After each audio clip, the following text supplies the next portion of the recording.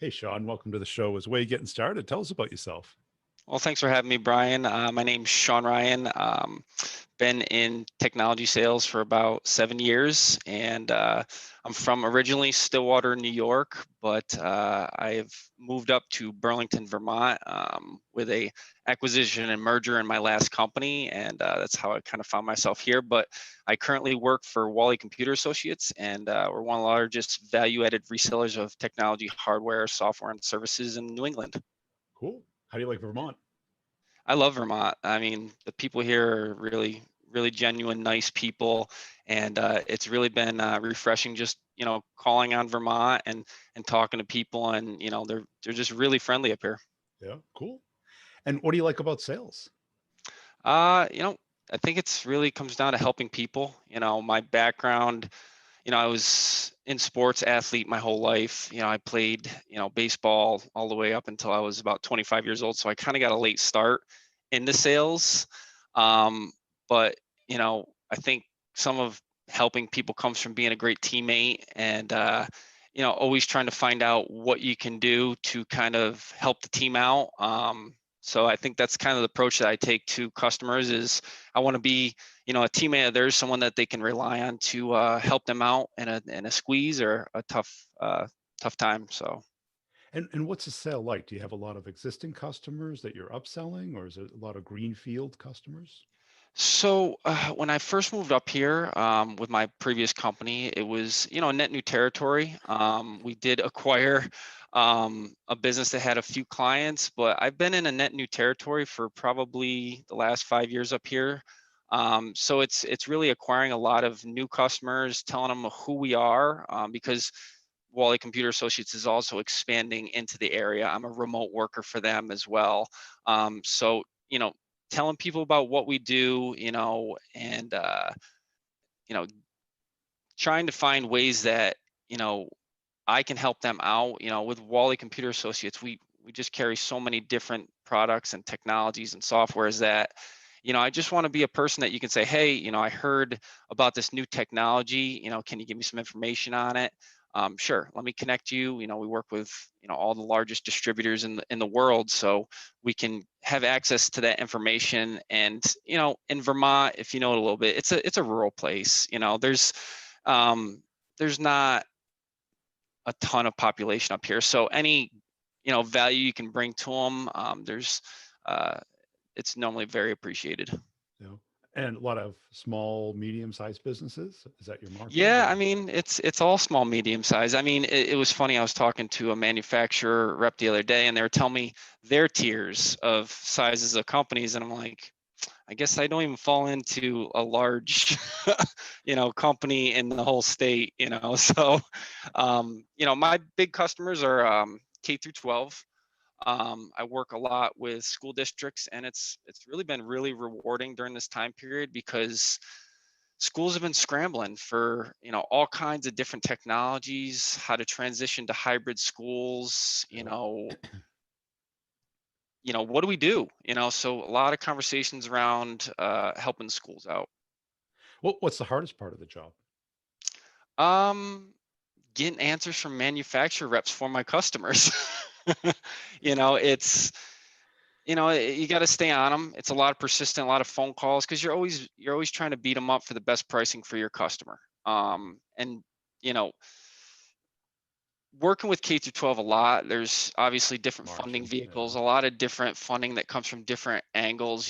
For instance, in New York, you have a lot of funding for the schools that is readily available. In Vermont, you got to get a little bit more um, creative in the Yeah. ways you find funding for things. So beating up the manufacturers, trying to get them the best prices possible. I'm sure they probably won't like to hear this, but that's my job is to work for my customer.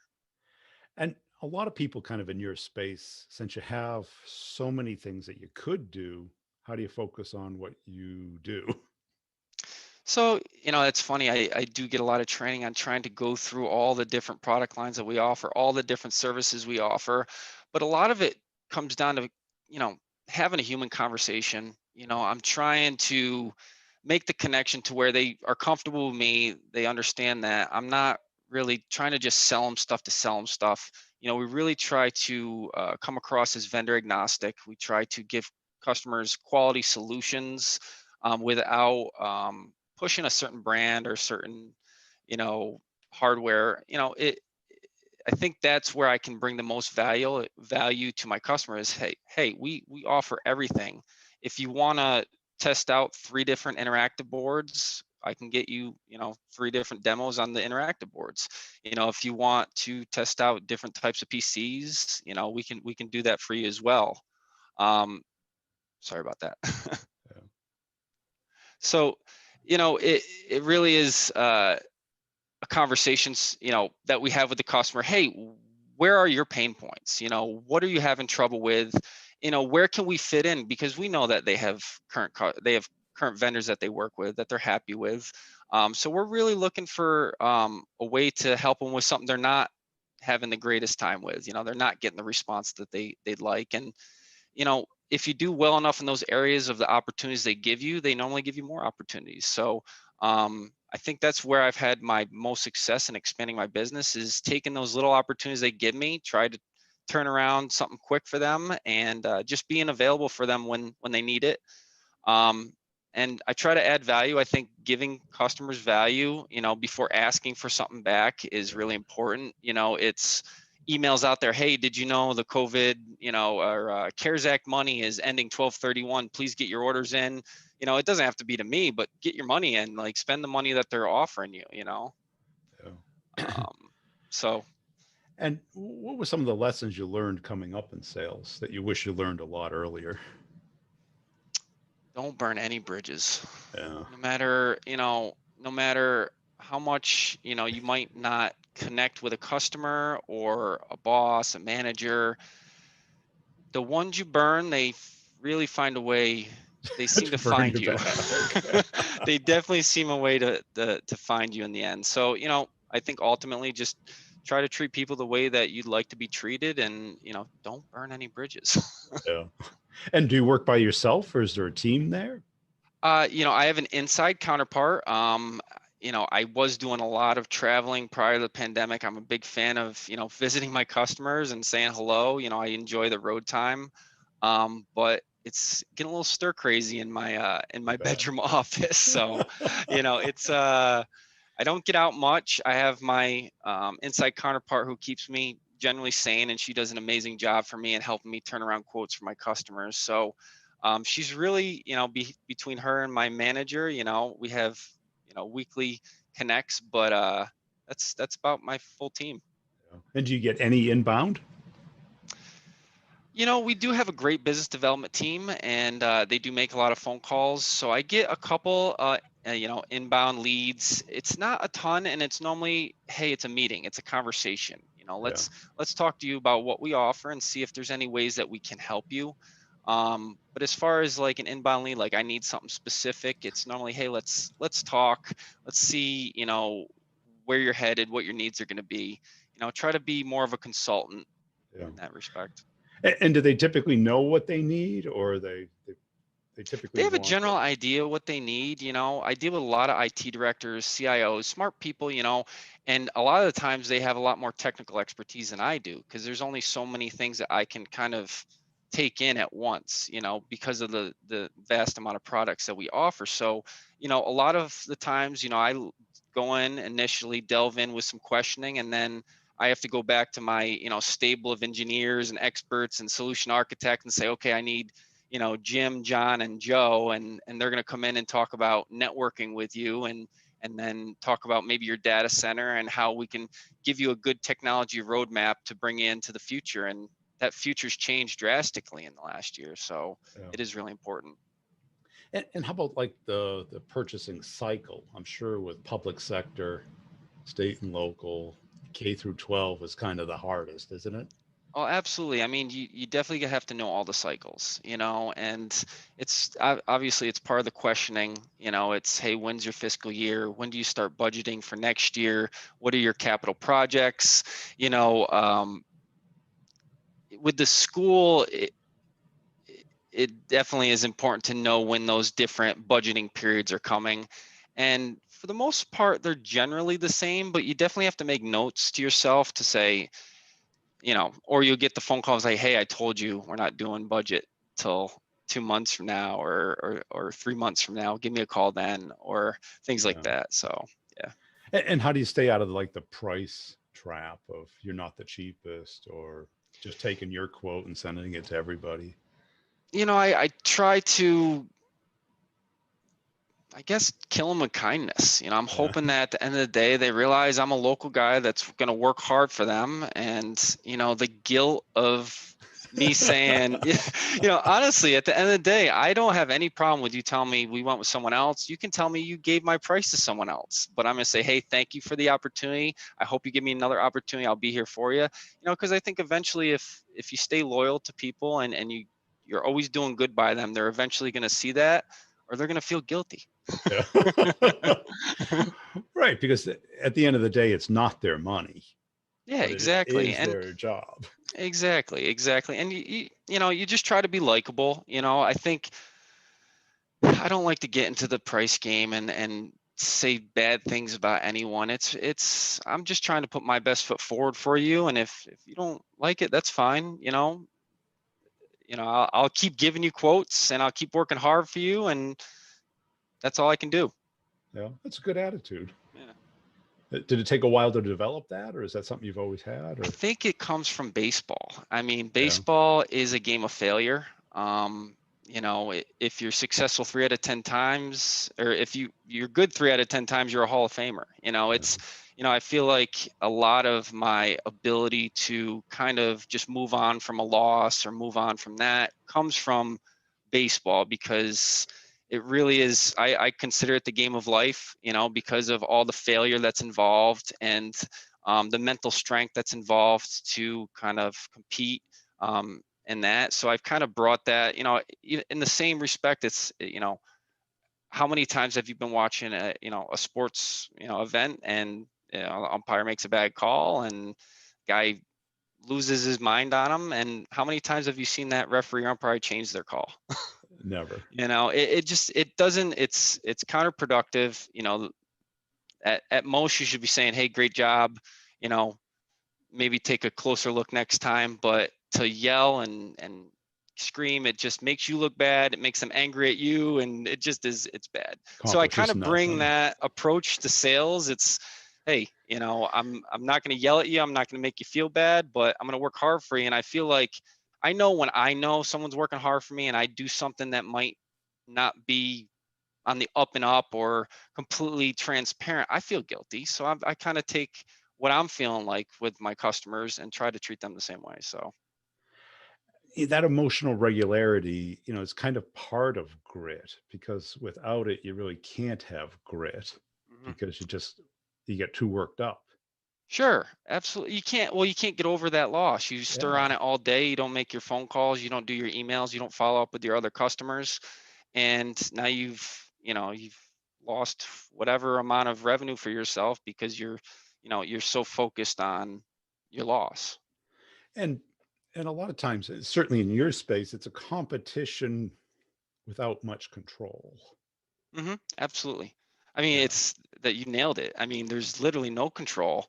I mean, sometimes you'll never know why you lost a deal. I mean, I understand some people, they don't have the ability to just confront you and say, hey, you lost and this is why.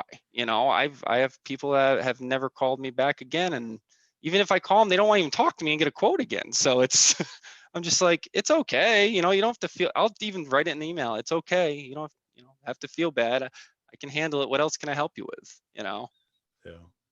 And you see this, I see it all on social all the time in my space. It's like you put a post out and someone misunderstands or just hates hmm you or is having a bad day and they write some scathing thing. And I used to like fight back. And now if it bothers me, I just delete it. And I Yeah. love when they come back. I can't believe you deleted my trolling. Then I delete it again. That's funny. I'm like, well, try to keep think positive here. Yeah, instead of getting worked up. Exactly. No, I totally understand. What position did you play in baseball?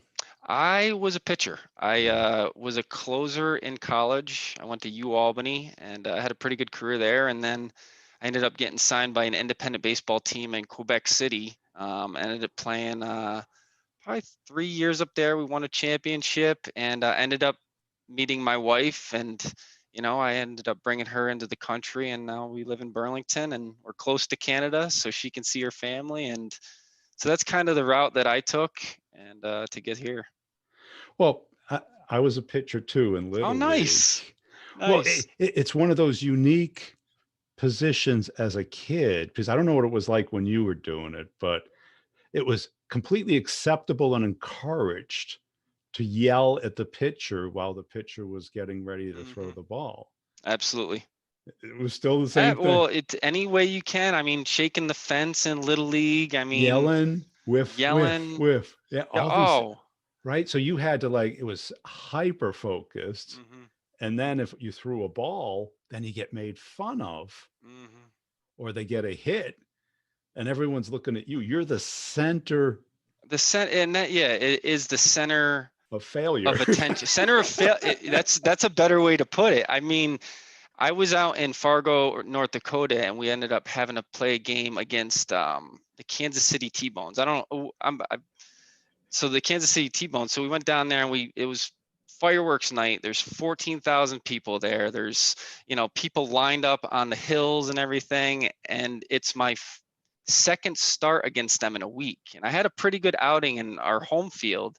So I'm going to them, and you go back to the distraction, people yelling at you. I get out there in the first inning, and there's a heckler in the first row that knows almost everything about me, and he's taking shots at me almost every pitch, and that was one of the games I didn't do as well as I had in the past. I was nervous. I got through about 4 innings, didn't give up a ton of runs, but I had thrown a lot of pitches, walked a lot of guys, and but that's my story. You're right. It's always a constant distraction.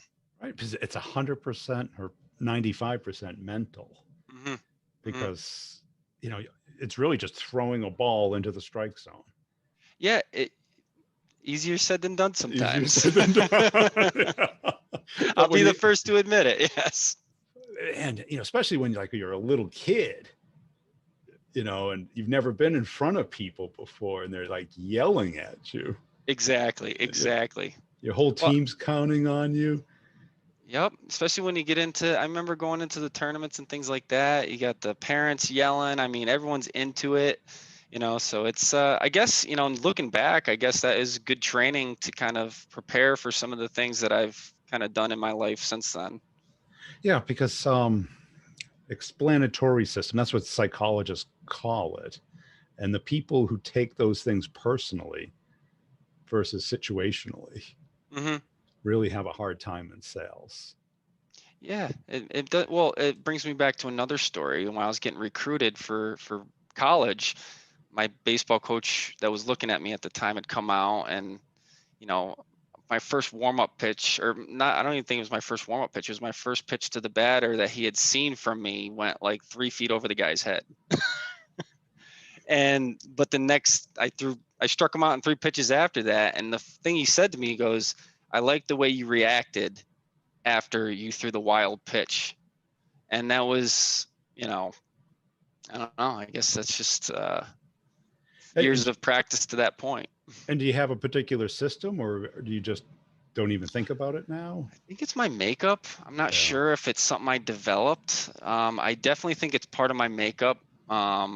And just, I'm good at moving on from things. I think I accept and move on. And I Yeah. think that's it's really important in baseball and in sales to accept the outcome. And I mean, if you did everything you could do to control the outcome in your fit, like what you did for yourself, then there's really nothing to be frustrated or angry about. As long as you put your best foot forward, there's nothing to get hung up about, because you have no control over those other factors. You have no control over the purchaser's cousin's brother works for the manufacturer you're competing against. There's something to that effect, and you'll never know it, and you just have to accept it. Yeah. Because a lot of people do take it personally, or they wrap themselves around the axle of what they could have done better. And sometimes there isn't. Sometimes there is, but a lot of times there isn't. Yeah.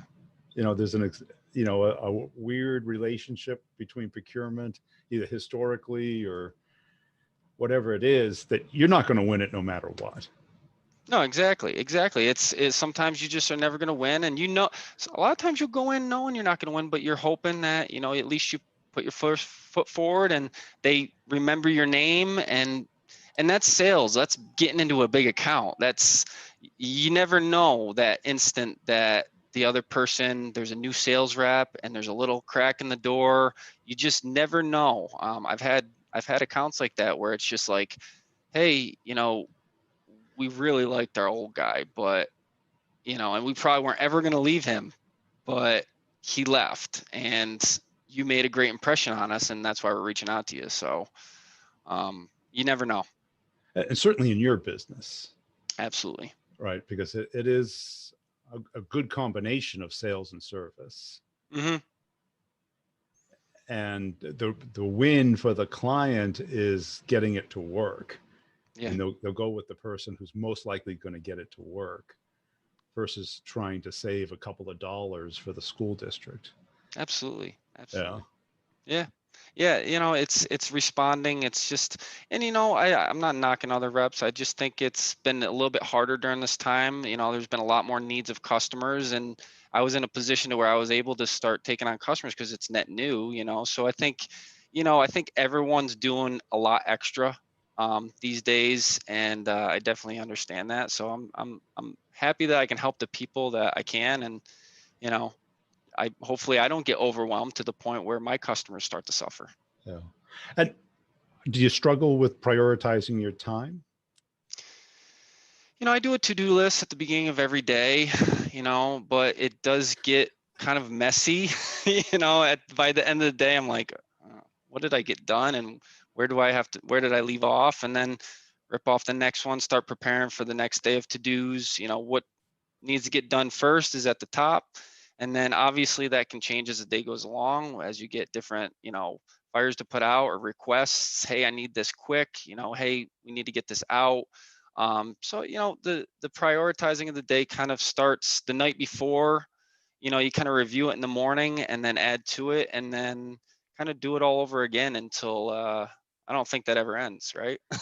Well, do you do just a linear list, or do Yeah, you just do, revenue, existing customer, Oh, new I have customer? my Excel spreadsheet of best customers, what they've bought, what they're still waiting on quotes for, what they're looking Yeah. at, time frames, when it's going to hit for sure. Yeah. But as far Okay. as like immediate to-dos, that's on a piece of paper, like Yeah. reviewing my Excel spreadsheet and kind of going through everything on that, or the CRM, looking through my notes on there and seeing what's coming around. So yeah, obviously it's a lot of the beginning parts of the day is prepping and who am I going to go after? And if there's one thing that you could become better at, what would that be? Prioritizing. Yeah. No, I think, in sales, you can get pulled in a lot of directions very Yes. easily. Um, so it is important to kind of refer to your to-do list to kind of keep you on track, refer to your spreadsheets that you work or your CRM to find out, when you've touched a customer last, do they need a check-in? But yeah, I think my biggest thing is definitely getting more organized and prioritizing, the right things. And, I think that's something that you have to, constantly focus on. It can easily kind of fall to the side. If you take one day off, you can see it happen.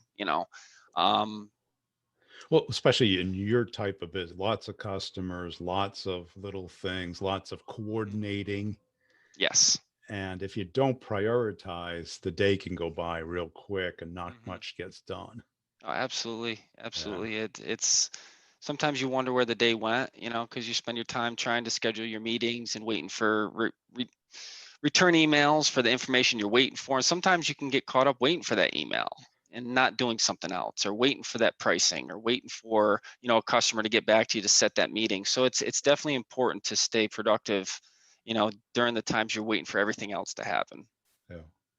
And you're going to stay up in Vermont? Is that home for good or? I really enjoy Vermont. It's not too far from my home base. It's not too far from my wife's home base, and we're literally a mile from Lake Champlain, so we can Wow. get over to the lake pretty often. So it's I love it here. be honest with you. It's good people, good place to be. And when, junior reps talk to you, what advice do you give them? What you do today will not reflect next week. It won't reflect 2 weeks from now. It'll happen in most likely 2 to 3 months. So, you're not going to see the results of you not doing anything today. And that's scary. When you realize that, it's scary because I think that's one of the biggest things that I learned in the beginning of sales is, you got to build your pipeline. You got to, and all the work you're doing now doesn't happen for 3 months. So I think that it's hard, especially for net new guys, to get that because they don't have anything to hang their hat on currently. So you're constantly working for that next thing. And I think when I actually was a manager and I did vice president of sales for a little bit. So, I trained a team of 8 sales guys, and that was probably the first thing I told them is no matter what you do, remember that whatever you do today, it won't be reflected until about 2, 3 months. And, you know, if you're having a great month too, it's the same way. It's so easy to take your foot off the pedal, especially for a new person. You You come out gangbusters, you make like 5 or 6 sales in your first month or two. I'm the man, and then the foot comes off the brake. 3 months, you have a 0 on the board and you're going, what happened? You know, Yeah, because I always looked at sales as you're either on an upward spiral or a downward there's no in spiral. between. There's no in between. No, absolutely. That's pretty spot on, Brian. And using a baseball analogy, you got to think it's spring training, Hmm. right? Because when you're in the playoffs, it's all going to be based off of how well you did in spring training. Yep. Yep. Yeah. I mean, your entire prep, from when you get up in the morning, I mean, you really can trace it back to your habits, I think. Yes. It's all, you as I've gotten older in life, I feel like I've seen that a lot of your success comes from like the second you wake up from bed. It's really getting your routine down. If you can Yes. get up in the morning at 5:30 and get your run in and get your lift in, you are so more mentally prepared for the rest of the day. You already Something. have accomplishing things done. You're on top of the world, and then it reflects in you know, the way you speak, it reflects in your actions, it reflects in the way that you treat people. So I think, routine starting from when you wake up is really, really important for everything in life. That's it. And a lot of people want to do it like MacGyver, where it's like, throw me into this situation and I'll figure it out. And it's like, yeah, okay. But if you want to be a consistent producer, it's habits, Habits. your It's system. Yep, and everyone has a different system that works for them. Yeah. It's finding the system that works best, and everybody's different. So, and as a manager too, you got to identify for your salespeople, what works for them. You know, Yeah. Cool. Hey, it's been a fun conversation, Sean. yeah, Where can definitely. people go to connect with you? You can, find me at on LinkedIn, Sean Ryan on LinkedIn, and SMR at WCA.com is my email. If you have any technology needs, let me know, and I'll work hard for you.